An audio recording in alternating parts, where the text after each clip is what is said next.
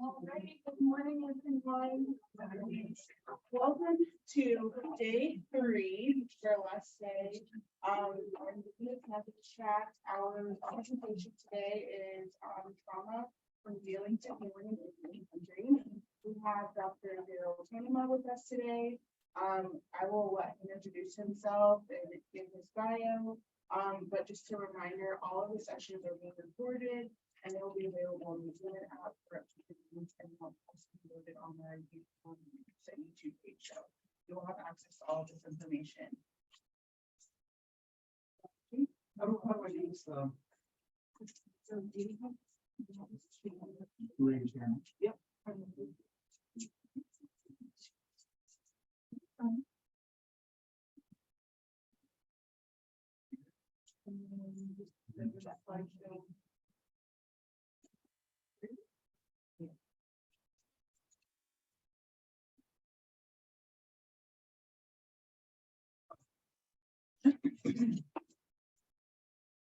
Good morning, everyone. Good morning.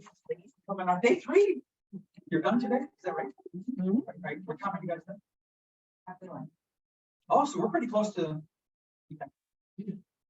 I'm focused. My name is Darryl Tonemah. I'm in Iowa, Comanche, in Tuscarora, and I live not here. I'm in Nashville. I live in Phoenix and Lewiston, New York. I go back and forth. I'm a psychologist. Been a psychologist for a long time. I specialize kind of accidentally in where my sound go? My ADHD ain't gonna have that. Can you hear me? No, I don't know how to control my sound. Okay. I specialize in trauma and how it affects the brain and the body and behavior. And okay. And so I get to talk to you today just for an hour. It's harder to prepare for an hour than it is for 8 hours, isn't it? Because I have 70 slides and we're going through 6 of them. So we'll get to what we need to get to. Let me go to my second slide.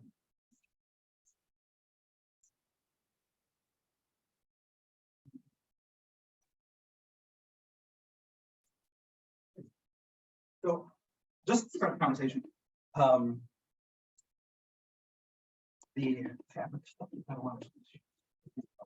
of the things that's just where we want to talk about indigenous methods more. I want to share this with you guys. So I do telehealth. Our work in telehealth is called First Nations Telehealth Solutions, and we have traditional counselor and master's level and PhD level and psychiatrist and nurse practitioner. We have it pretty reloaded, and I was doing clinic in Michigan from my office in New York, and this little boy gets on, and he's seeing spirits, and calls him the Black Knight, the spirit that he sees, and he described it. And I said, "Oh," and so we'll draw him for him, and so he draws this glob with big eyes and like a Abraham Lincoln hat. And he said, "He's here in the room." And I said, "Oh, what is he there for?" He said, "He doesn't want me to tell you anymore." And said, "Does he have a different name?" And then the boy, who was 6, 7 years old, never been churching or anything like that, said, "He doesn't want to tell me. He doesn't want me to tell you his name because you'll cast him out in the name of Jesus." And I was like, done. And then he said, the little boy says, "Do you have a daughter?" And he said, "If you don't want him to visit your daughter, he wants you to press your keyboard now."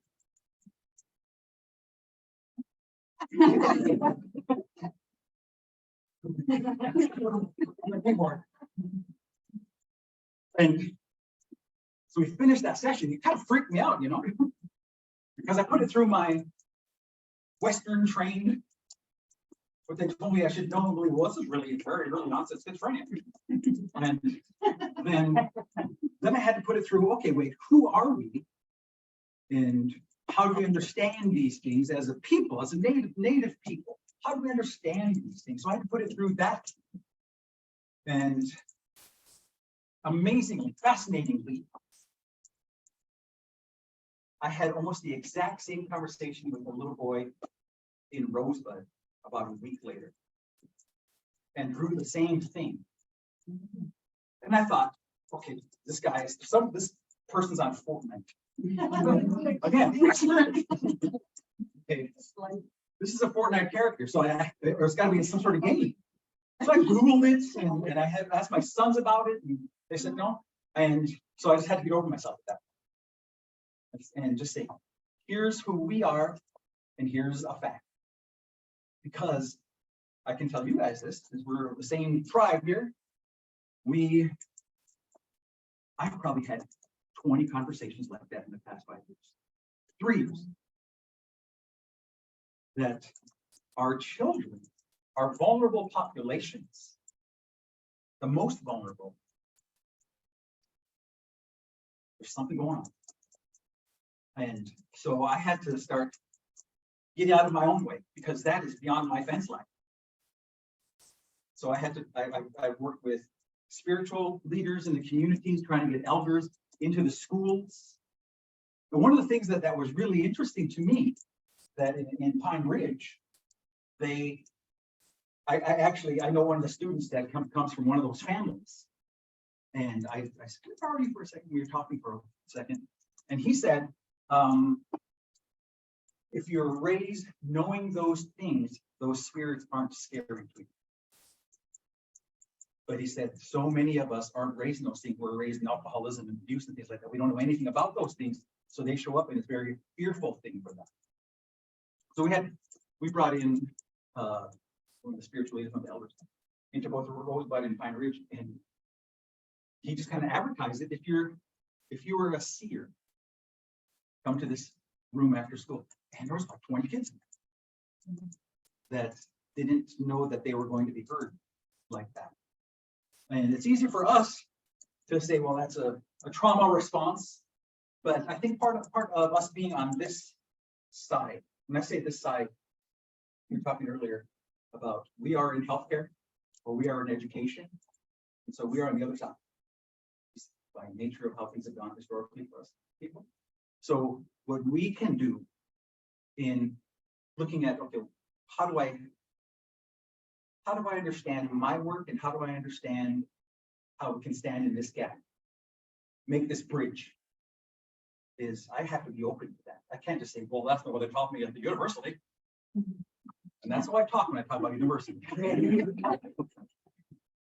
And so part of our challenge then is understanding not just what we know, but maybe it's understanding things that we don't know, and have that be okay. And so I had to start, I'm having so many conversations with people, and I just have to say, well, I'm taking that aside as part of a native trauma-informed provider.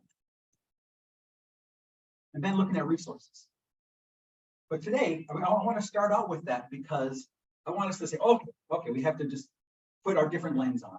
And when I talk about this stuff here, I'm going to talk a lot about science and the research and things like that, but I want us to put it through that lens.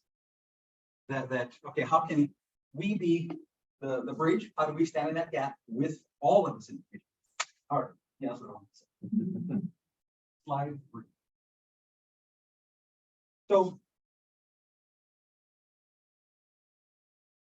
when I talk about the trauma work I do, for me, it's all about sovereignty. Sovereignty is a really cool word to use with Native people, because it's sovereignty, like in a socio-cultural context, is we're in charge of our ceremony and language and finances and land. Well, that's sovereignty. We're in charge of that. But personal sovereignty is can I even be in charge of a response? Even just a physiological, not even a thought response, but a physiological response that I'm having in this moment. Because once I can do that, my menu opens up. But if I'm stuck in this moment, because my medial prefrontal is saying, I'm bringing the past into the present right now, over and over and over. I'm making you re-experience this over and over and over again. It's not a fair. So what me saying, well, why don't you just get over it? Doesn't work. Why don't you just calm down? Doesn't work, right? So what we want to do to reclaim sovereignty, because trauma's kind of a church. And trauma wants to claim our sovereignty. So I started looking at tools and thinking, okay, well, what is trauma? What is a trauma response?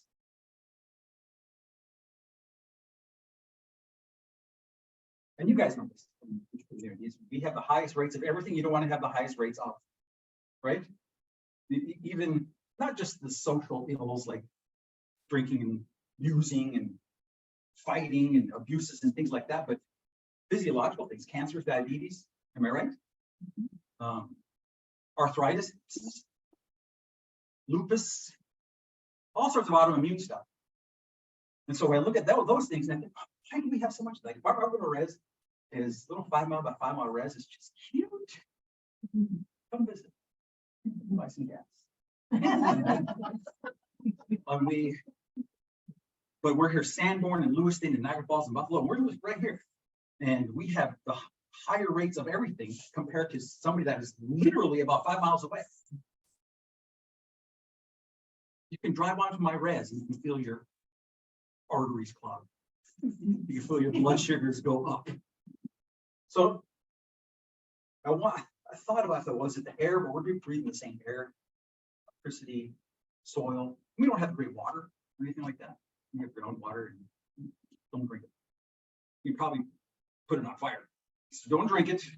But it wasn't that. It would be easier if it were that. We'd just get everybody a Brita filter. That'd be easier. But something happened to this group that didn't happen to these groups.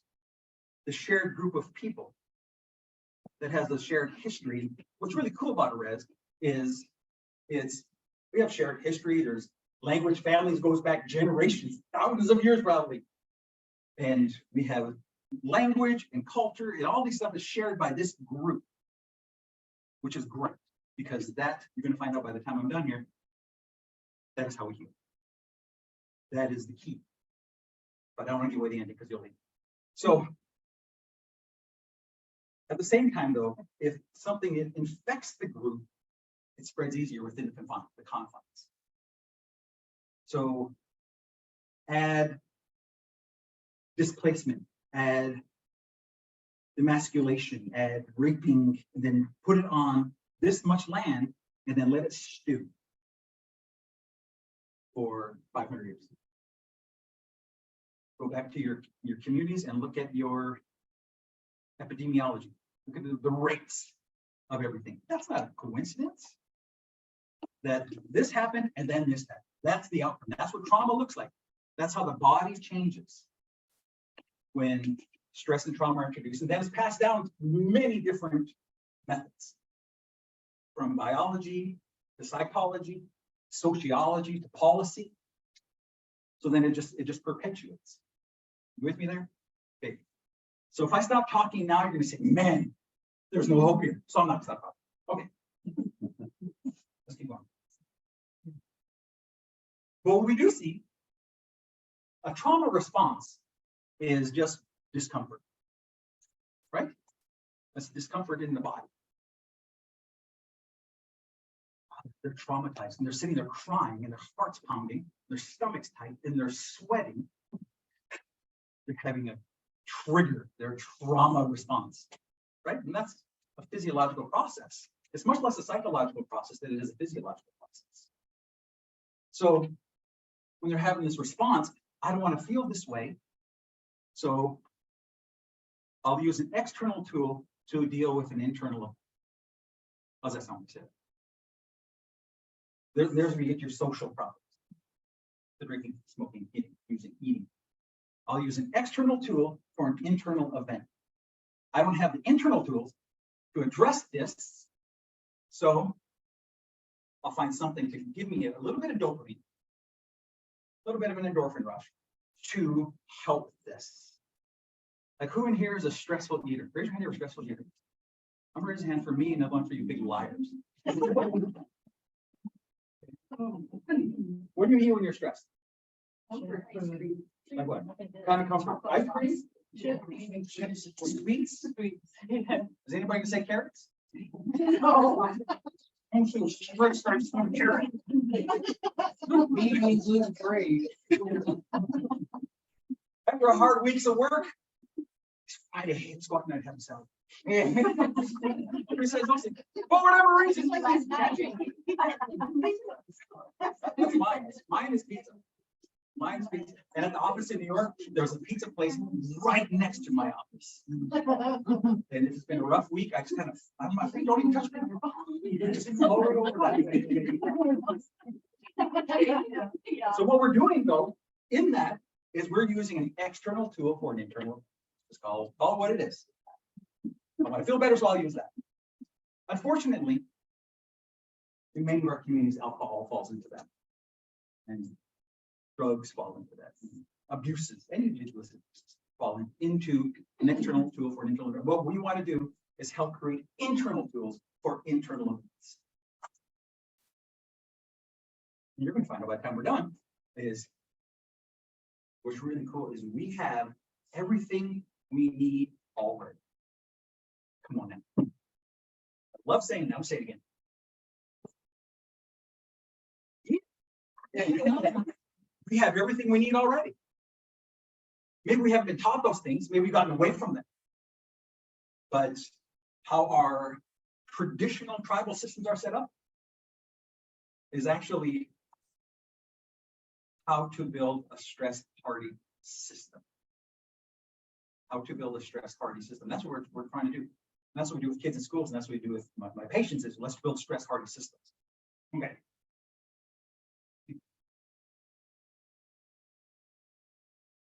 So pick up books by these guys, even unless you're a cat. When I started recognizing that, like, I'm a cognitive behaviorist. Probably you guys are too. Cognitive behaviorism is I have a thought, I have a belief about it, I affect my thoughts and beliefs, I affect the outcomes, basic foundation. And it's awesome, right? I love it. It's not awesome for everything. It's not awesome for trauma, but it's awesome for a lot of things. It's awesome for problem solving, things like that. But there are a lot of assumptions when I use my cognitive behaviors. The assumptions are there's logic happening. The assumption is there's rationale, there's cause and effect, and there's language. Right? That's my assumptions when I'm using cognitive behaviorism. That we can have this conversation and you can absorb it and think it through and then apply it. Does anybody know someone who has anxiety attacks? 9%. Wait, is it all the same person? Crazy person you met yesterday? Okay, I'm going to assume it's all different people, right? When they're in the middle of it, you say, well, why don't you just calm down? And they're like, gosh, why didn't I think? Good advice. Doesn't work, does it? And when they're in the middle of their anxiety attack, they think they've been having it forever.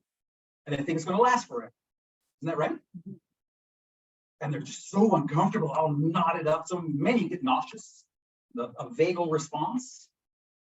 Many get nauseous, and you can't use logic in that moment because logic's off the table because that trauma response doesn't occur in logic. It occurs in survival. It occurs way back here in the brain, and you're using a tool that works way up here. So miles and miles away apart brain-wise. So not until you look at it from a culture perspective, you're looking from a vagal or somatic perspective, the tools have to match the event. Otherwise, you're going to be having the same conversation over and over and over and over, right? I know people have been in therapy for 20 years, man. They bought their therapist a boat. Nope. 20 years. Because the tools haven't been matching the event, because they'll come and those cotton candy machines, that little stick in the middle. You build up and they get a big bouffant of cotton candy. And from every week, you just pick at it a little bit. But they go back home and they do it again. Right? And you come back and pick it. Let's do this for 20 years. What I'm more worried about is the thing that's in the middle. What is supporting all this cotton candy? What is supporting this? That's when the tools start to match the event is when you start to move the needle. There's a woman I was working with. Can you guys stay the rest of the day? On slide 3. There's a woman I was working with. She I had never met her before. Maybe a year ago. I had never met her before. It was on telehealth, and she gets on. And you know, on Zoom, you can turn the sound on without turning the screen on. You know that, of course. So she didn't turn her screen on. She just turned her sound on. And I was there, I had done my hair up good. And she said, "Are you Catholic?" She just yelled. And I didn't know what the right answer was. And I was like, nope. She said, "Good." And she turned the screen. And she went on to say that she had been sexually abused. She was in her 60s. She had been sexually abused from like 5 until 17 in Catholic school. And just this awful history. And I thought, okay, well, there's the rabbit hole, right? As a therapist, you know, that's the thing. And so I said, well, tell me about that. And then she got mad at me and ignored and avoided and sarcasm. Just felt I was chasing her around the screen the whole time for an hour. And we finished and we hung up and I thought, dang, that didn't go how I thought it was going to go. And then next week she got back on. So did I. We both got on and did the same thing. Anger, sarcasm, chasing. That went on for a month. And then after that, I decided, I don't think she wants to talk about these things she brought up. So I'm just going to show up. I'm just going to show up. I'm turning my screen on, and I'm going to talk about whatever she wants to talk about. And we talked about UFOs and organic gardening, a lot of stuff I don't know anything about. And I was just present. And then about 6 months ago, she gets on and she doesn't screen. She said, "This is going to get weird." And it did. She turned the screen on. She said, "I had a sexual dream." And I said, "Oh, what's that about?" I said, "What sexual dream ever?" I said, "What do you think that's about?" She said, "I was," and she vomited. And she was sitting there on screen, and she goes, "Oh," and then she must be a trash can. On or the floor, but she turned to the side and vomited. And then I said, "I don't need to know. Do you know that? I don't need to know." Because trauma integrates what should be separated and separates what should be integrated. What I mean is the story, that thing has been integrated with a very visceral response. And I want to separate those things. Let's take care of this visceral response. So this is just something that happened. It was awful, but it happened. But it doesn't overwhelm you anymore. It doesn't make you vomit anymore. But trauma likes those things connect. Or it separates what should be integrated. It separates the brain and the body, the mind and the body, which I talk about things synonymously, but they're different. The brain is the physical structure that sits in my head. The mind is how it works. So the brain has all these survival functions. And the separation of the body, all this information coming up says, this is too much. And it separates that. So it's let me say this is cool. It's sensation without organization. How's that sound? It's sensation without organization. It's just this overwhelm that I can't file away or figure out or use logic. And if we were to put an fMRI on her brain at that moment, the right side is lit up like a Christmas tree. Because that's sensation. And the left side, nothing's happening. Because that's organization. So that's why we don't need logic. Logic is off the table. That's why I said, I don't need to know the story right now. Let's find out where it is, and what it is doing, and let's use the tools to start addressing that. And so we use really cool tools, which we're not gonna have time to get into today, but we use really cool tools. And I can tell you now, she doesn't even qualify. I bust up my DSM. She doesn't qualify for PTSD anymore. Isn't that awesome? Not because anything I did. I just said, here's some tools. You use these all the time. I can just see you for an hour out of 148 hours in a week. And so she went and did the work. Said, I'm going to reclaim my sovereignty. So it wasn't the thing, because the thing wasn't occurring anymore. That cool? It felt like it was, but it literally was not occurring, but it felt like it was occurring. So we had to stop it from reoccurring, which was a visceral physiological response. Obviously, cognitively, it wasn't occurring. Literally in the room, she was safe. But when that part of the brain and body got poked, it felt like it was occurring. Okay. So these guys here, Peter Levine, oh, awesome. You work with kids, trauma through a child's eyes. You guys pick up that. So many awesome tools in back it up.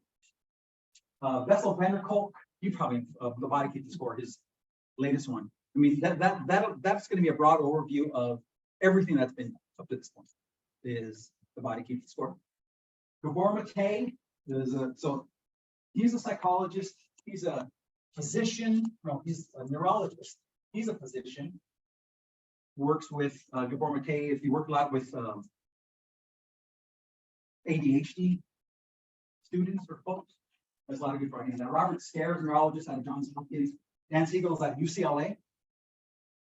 Talks about the low road. Really, well, what they're saying is trauma, with what they found in their research, in multiple research, is that trauma is bottom up work, not top down work. Because logic is off the table.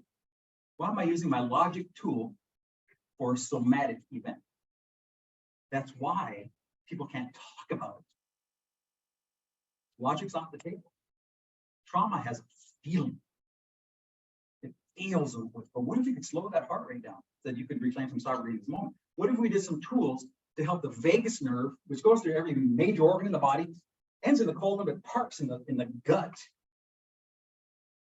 You guys ever had a gut feeling about something? What's that about? You got superpowers? Why do we get gut feelings about this? Because the vagus nerve, one of its main jobs is to measure safety in the environment. It's to measure safety in the environment. And when something doesn't feel right, the vagus nerve is saying, this feels good. My daughter Gracie, we'd like to go camping in Canada. And well, I'd like to go glamping. I need to be like within 10 minutes of a Walmart at all times. Like I feel pretty good right now. Is there Walmart closing? Okay. I feel safe. We went into town. She was probably 6 years old. We went into town and to get ice cream. And we're walking into this ice cream store shop thing. And you know when you see another native, you do the res nod? Like that. So he's walking out. And I'm walking, my little family's walking in, and I give him a res nod. And he res nods me. And then he turns around. And I thought, I nodded too good. I'm not a very social person. So he turned around and he sat with us. And he was there for like 10 seconds. And Gracie said, she was little and Parks was probably 2. And she said, Dad, can I go sit at the table over there? I said, oh, okay. I mean, there was nobody else in there. There were spinning chairs and then I said, yeah. Boom. And the guy proceeded to tell us his thoughts. Does that happen to you guys all the time? Like, yeah, like you'd be sitting at that little bench outside the haircut place at Walmart, and people just sit down and just. That happened to you guys? Okay. So about us, I don't know this. And he does that. over ice cream. And he was abused and adopted and abused and abused and abused and abused and abused, and his whole life, just toxicity, sexual, physical, emotional, everything like that. Addictions, everything like that. And he's sitting here just total stranger telling us this. And after about an hour, he told us, and then we got up and we hugged it out. And he went that way, we went this way, and we got back in the truck. And Gracie said, do you know why I moved when that guy sat down? And I said, no, how come? She said, when he sat down, my stomach felt funny, so I wanted to move. The vagus nerve, Stephen Porges, S-T-E-P-H-E-N, the book, we should all get to know the vagus nerve really closely. Pocket Guide to Polyvagal Theory. Get the pocket guide. I don't know if he's going to listen to this talk. The other one. So get the pocket guide to polyvagal theory. Says that it measures safety in the environment. And when something doesn't feel right, that's how the body talks to us. It gives us a lot of gut messages. And probably an overwhelming number of the folks that you work with who have trauma responses have stomach stuff. That's not a coincidence, because it's measuring safety. And even if the environment appears safe, if we grow up in toxicity, the device is a little bit off. So it's not sure what is really safe until it's consistent. It took that woman 6 months just to look me in the face and say, okay, this guy's safe. Every time I met this guy's safe. This guy's took her 6 months to get to that point. So when I said I don't need to know the story, it's because I don't want to deal with here. I want to deal with where the trauma lives. Then you can tell me the story when it doesn't have this. You're not vomiting in a trash can. She's my prized patient now. Yeah. How many guys go 11:15?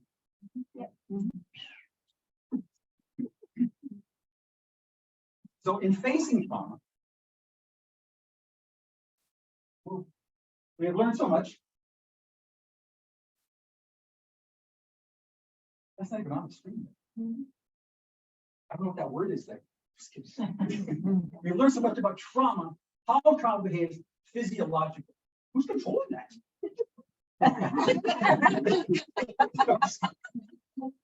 Is that you? Is that you? Okay.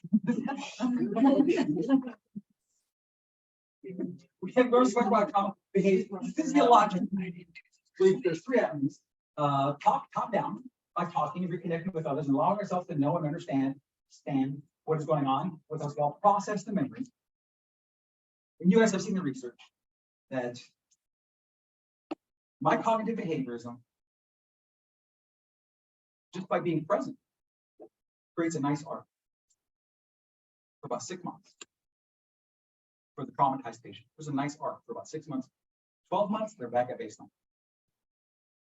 Because the tool is going to be up here, but they're going to feel safe and present. It's going to have a nice arc, but it's going to go back down because we didn't change the system that way. Okay. Taking medications that shut down inappropriate alarm reactions. Or bottom up, by allowing the body to have experiences that deeply and viscerally contradict the health and rate collapse that result in trauma, where imprints of the past can be transformed by having physical experiences that directly contradict the helplessness rate of collapse and gaining mastery, reclaiming sovereignty. I just slow my heart rate down in this moment. Can I affect my vagus nerve just in this moment? Because of my clearing, I think clearer when I'm able to do that. My CBT is, let me use think clearer so this stuff feels better. But what if that's offline? How is that going to happen? So let's put this here so then this occurs. And I can look you in the eye and tell you I became a way better provider once I figured that out. Way better. I have people who just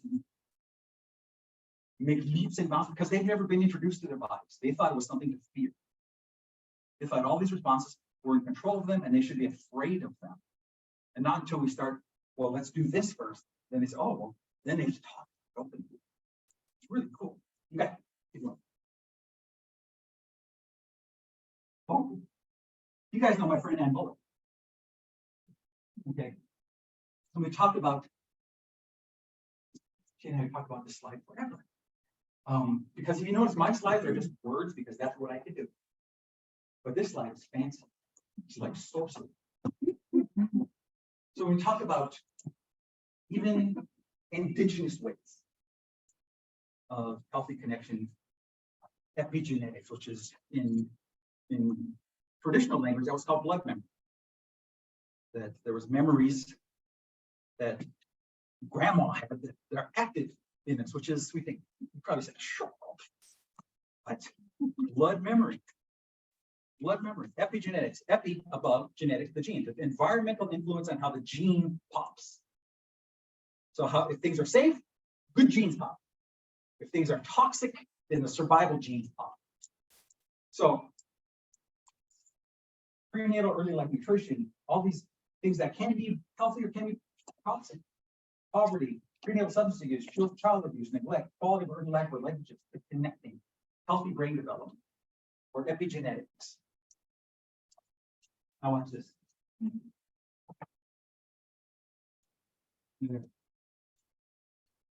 So you climb up those things, and what does that produce? Look at the bigger branches. Here's the root of the bigger branches: drug abuse, alcohol use, emotional response, overeating, external tools for internal events. And what is that? What the fruit does that bear? Everything that we see in our clinics.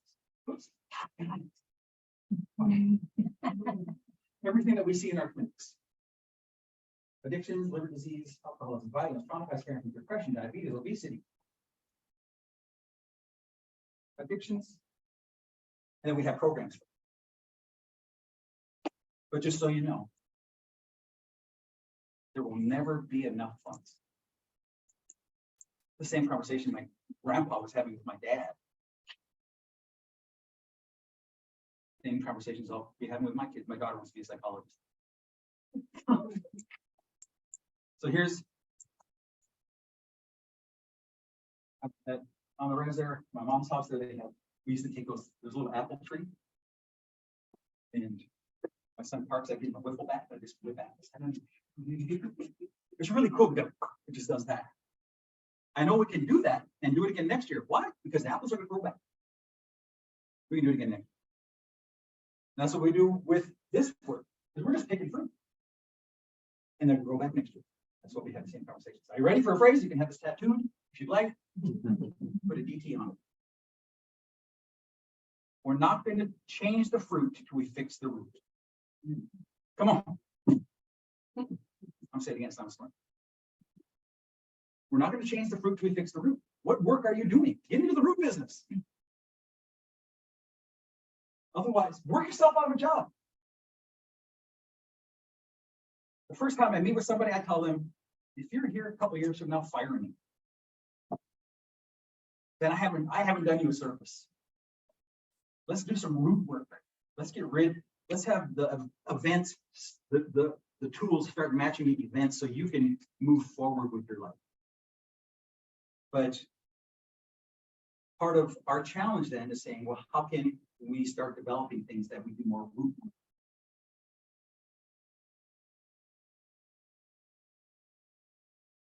Is it hot in here? I just feel greasy. Is it? I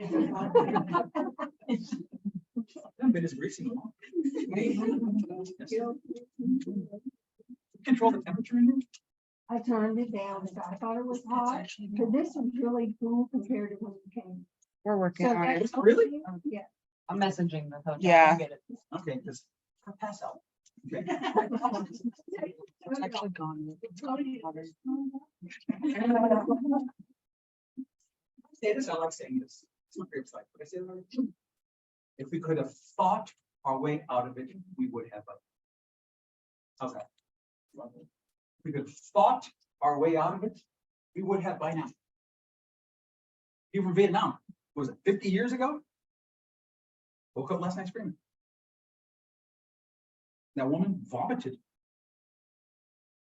The folks you work with, overwhelm on a daily basis, depression, anxiety. And it's not even so much knowing what happened, because 9% of them know what happened.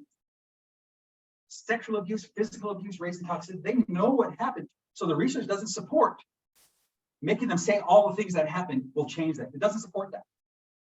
Knowing what happened doesn't change it. What we want to know is, where is it? What is it doing? What happens next? Those are our 3 questions. Those are 3 questions I do in my work. Where is it? What is it doing? What happens next? Because trauma doesn't know when next. It knows right now. So you're saying, so I'm kind of nudging that part of the brain saying, this isn't it. This isn't the final state. So here's my autonomic system.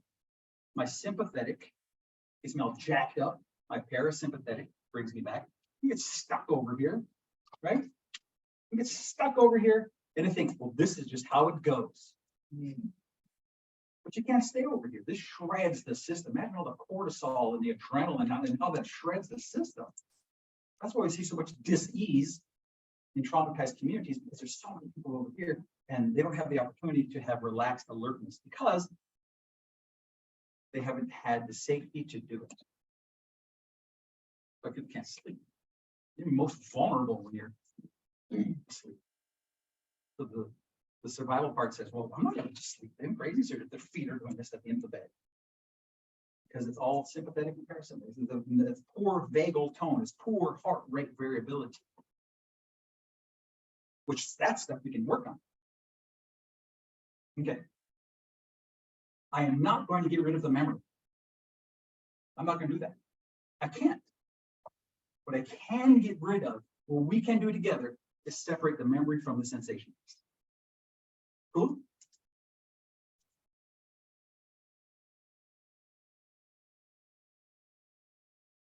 You guys have seen stuff like this. If I were any good at making slides, there'd be a triangle around this, an upside down one, but this is what you get. Those would be a regular cycle. This would be like this. Be big and loud. So the traumatized brain, there's very little cognition, and this isn't just a nice slide. You can look up all sorts of brain scan studies. Cognition is prefrontal here, logic, language. Here's my Broca's region. Here's Wernicke's region. Here's my empathy center. There's very little happening there for the traumatized person. So they are not thinking things through. You probably know people who, they just seem to make poor decision after poor decision after poor, and you're like, dang, just make better choices. But what if there was less gray matter on my choices center of my brain? What if it was thinner? And my survival center is thick. The limbic system, the amygdala, my thalamus is wrestling me. So it's all saying we are built to survive. We're not built to think things through. You know what that looks like? Anger, addictions, self-medication, dissociation. That's what that looks like.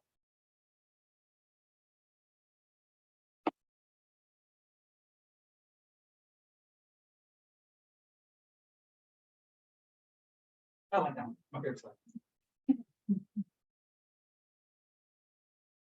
So we are social organisms. Even though I say I'm not a very social person, I need to be around people sometimes. And that's how the vagus nerve reads how the world is. What's amazing about Porges' work in the vagus nerve is like it's measuring you right now. Right now we are aware of about 40 different inputs. You're aware you're hungry, you're thirsty, how ridiculously hot and humid it is in here. You're aware of these things. You are not aware consciously of millions of different things. You're unaware of things right now. A lot of survival stuff is happening right now that you're not even knowing what's happening. Like you're measuring the person next to you, you're measuring me, my pupils dilated, is my face color changing? Is my face color changing? Are the fine muscles on my mouth tightening up? Am I stressed? Am I tense? And for young people, they're looking for the safest adult in the room. And so when I work in schools or with other providers or with parents, I say it's not at all, well, not all, very little about what you're saying, and it's much more about what you are being, who you are being. Because if you haven't done your cooking and you walk in the situation tense, their vagus nerve says, there's something to be tense about going on right now. And I was gonna crank it up. Because here's a cool phrase, my favorite phrase ever said, is the traumatized person is trying to borrow your safety. I'll say it again, sounds smart. The traumatized person is trying to borrow your safety. And if you haven't done your cooking, you don't have any alone out. So the first step in trauma work is, have you done your cooking? Are you okay? Like when that lady got on and said, this is going to get weird. My heart did, but then I had to take care of myself. I had to slow my heart rate just so I could be with her. All right.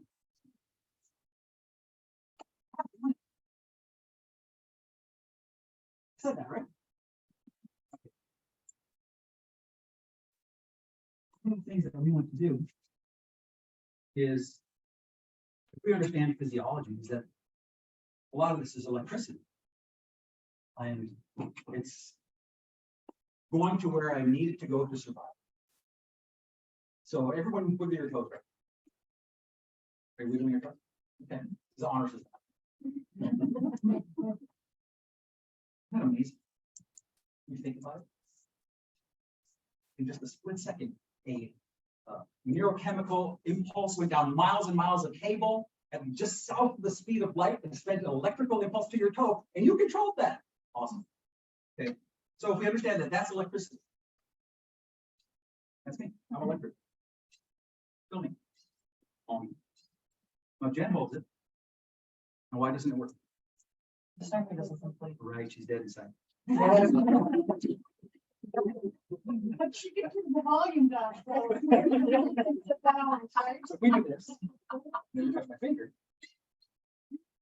You need the finger there. You guys touch me. You touch me. And then reach back there. Okay, wait, no. I don't know how we can do this. You reach up here. Reach over there. Oh, you're tight. Yeah. And then here. This way. Wait, who's not touching? I have a drink. Something's not happening here. The table works. Okay. Do you hear?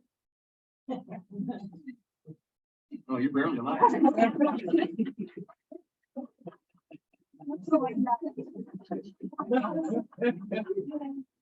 So this goes where we need it to go. Like mine's going right now. Time for vacation.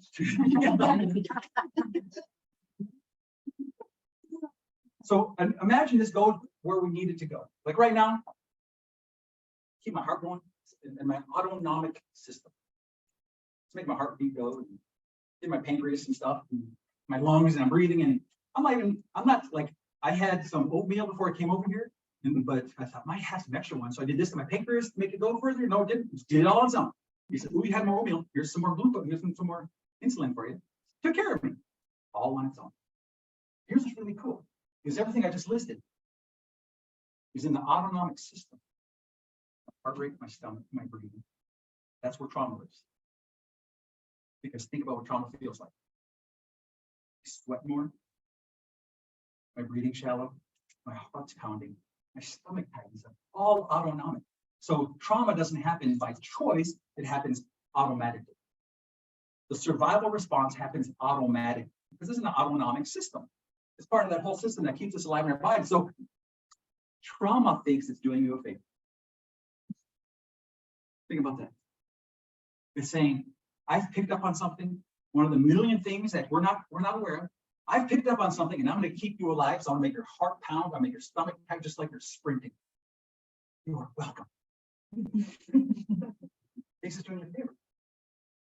What we want to do is start separating this thing, creating better alignment. Feels like I need to, I'm going to skip some slides. So, oh, yeah. Oh, my goodness. Well, that'll change your life. How will do this one? Just real quick. The 4 horsemen of trauma. You've seen all these. That's nothing to share. I visit them. Hyperarousal, constriction, dissociation, and numbing. Hyperarousal, can't sit still. Feels like there's like a charge in the body all the time. constriction. You can see this in your community. Watch how people walk like this. Watch how they walk into your clinic. Like the kids will put their hoods up. A lot of people get on the phone and shrink their world from all this to this right here. They may appear uncoordinated, less athletic. Watch them on the playground. When I go to schools, I'll go watch the kids. And I get permission first. I want to be that guy. Okay, so I get permission, and I sit and watch it. The hyperarousal kids are getting their social needs met. People are paying attention to that. The constricted one is the one trying to disappear. That's the one I want to talk about. The dissociation is the heart of trauma. Put that in your toolbox. Dissociation is the heart of trauma. Because if we're not in here, I can't heal it. If I'm someplace else, I can't be present to do any of this work. So dissociation is in the middle of it. It's a wonderful tool. Imagine your car rolling and you're not in it. That's great. I'd rather not be. Unfortunately, the brain and the system fires and wires saying, this is our tool. So then it just stays dissociated. It just stays not present. And then numbing. So our empathy center, when I read this research, it said, people will know how to feel. And I thought, okay, I can get behind that. Because you've heard people say, I don't know how to feel. I don't know how other people feel. And that's an empathy thing, which is behind this part of the brain. It's right behind the eye. But it also said there will be numb locations on the body. And I was like, no, I don't believe that, so it must not be true. So looked at that research and I said, okay, well, if this is this sensation center of the brain, and I am my brain and is trying to do me a favor, it would cut off things that would be overwhelmed. Just ask your sexually abused patients. Do they have numb legs? Or do they have numb locations on their legs? A high percentage that I've noticed have and watch how they walk. Like they walk like their legs are asleep. You know how it feels like you do that kind of walk? They walk, I've had a person say, my legs feel like when my arm falls asleep. She said, but it feels like that all the time. And she had this long history of being sexually abused by several folks. Okay. I want to come down here because this is our time that we have left. Okay. This is my favorite slide. Okay. The body wants to get rid of the trauma. We just have to be good stewards of the process. Isn't it cool? What a relief. Their anxiety attack is their body trying to rid of it. That electrical charge. This is just what it looks like right now. And then the brain says, well, you're not doing anything. You're not using this charge for anything. So you must want to keep it. So it just takes laps around the autonomic system. And then every time one of those million things picks up on something, it says, this is, and here's a big phrase for the amygdala. When it picks up on something that's very similar, it takes the body back to the same sensations as when the original trauma occurred. Because it says, it's happening again. I'm going to give you the tools I gave you initially to fight or flight that you didn't use, but you're storing this charge for some reason. And we try to think our way through it. We try to think our way out of it. We try to give them tools to avoid. And I think that's cool.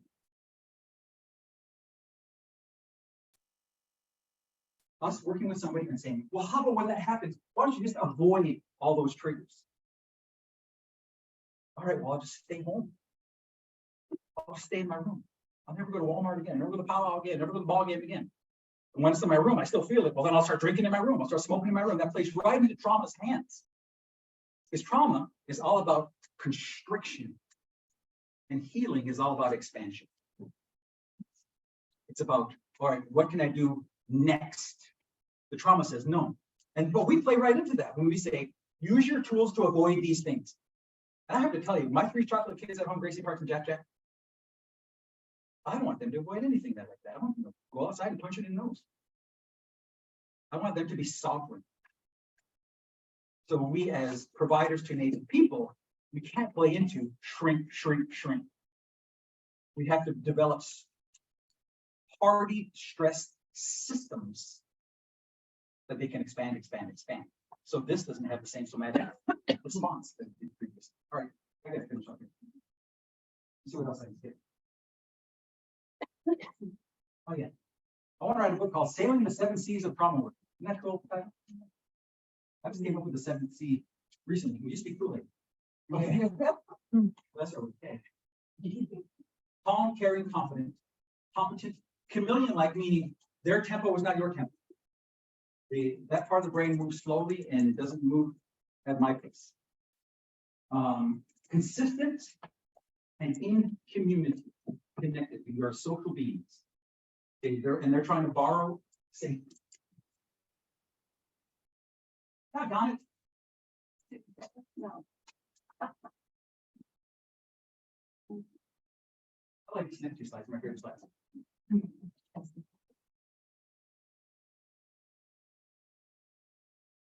It is the sensation that overwhelms us. It's the thing that lives in us. Remember, the event is over. It's not a career event. It's in me. So let me become a witness to it rather than a participant.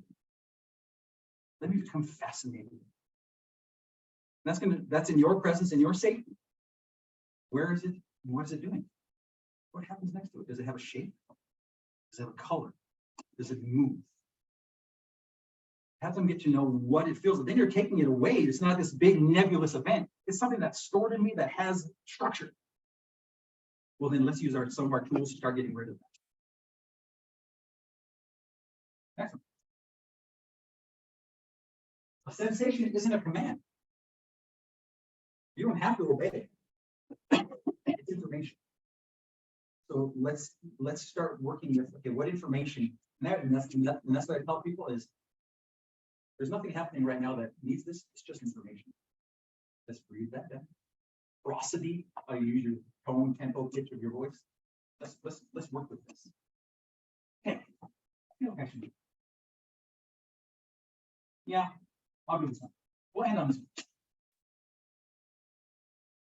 So the tools are there.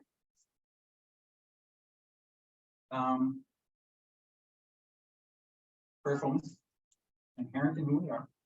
Right? It's already there. Living in community. We live in clanship systems, multi-generational homes.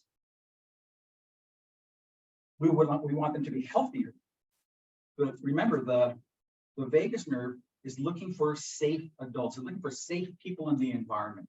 And when that is happening, my vagus nerve starts to get, it's called better vagal tone. I get better vagal tone. It starts to service me in healthy ways, not in protective ways, not in survival ways. So let's work on heart rate variability, which in Porges' work, the number one thing in starting better vagal tone is healthy social relationships. That's the number one thing, because that's his job, is to measure safety. Who can I borrow safety from? So the more we work on that, 360 degrees of culture, because I was on a group that our job was to suicide prevention. It was a national group for the Native communities. And they used research out of Johns Hopkins as the foundation that said, culture is the key to suicide prevention, which is an awesome statement, right? That's a great statement. But all of us knew some people that were head man dancers that were struggling. They were still in addiction, that were still in abusive relationships. People were doing the behaviors of culture. So it wasn't so much the behavior of culture, it was the meaning of it. It was the auntie that taught you how to be at the table. It was the uncle that taught you how to hunt. It was the dad who taught you how to fish. It was the safety in those relationships that came with culture, not just the behavior of the culture. That makes sense to you? So understanding culture through that lens, not just the behavior, because the behavior of it isn't going to get where we need it to go. Then you look at the vagus nerve as it ties to culture. Traditionally, eat the things you grow. Eat the things you hunt. Eat the things you fish. Being in your clanship systems, multi-generational homes. Be in well-connected relationships. Exercise. Everything that we've done that we've gotten away from. That is affecting the vagal tone.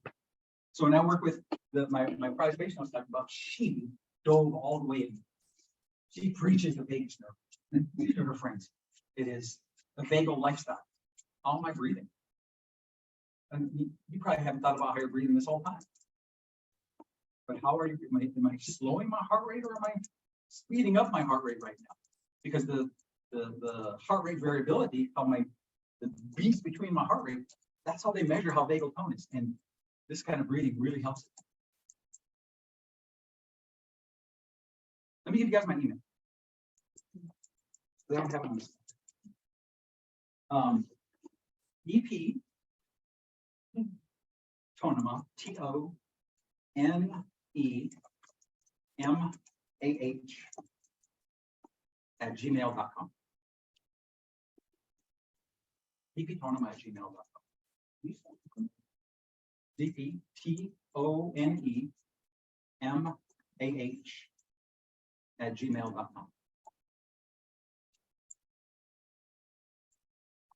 Just real quickly, I know we have to go because you guys are finishing. So thank you for paying attention most of the time. Anybody have any questions before we go? Okay. I wish. I'm about a quarter away, 10th of the way through my stuff. So thank you for your time and your attention and for what you do. It's hard. And let's take care of each other.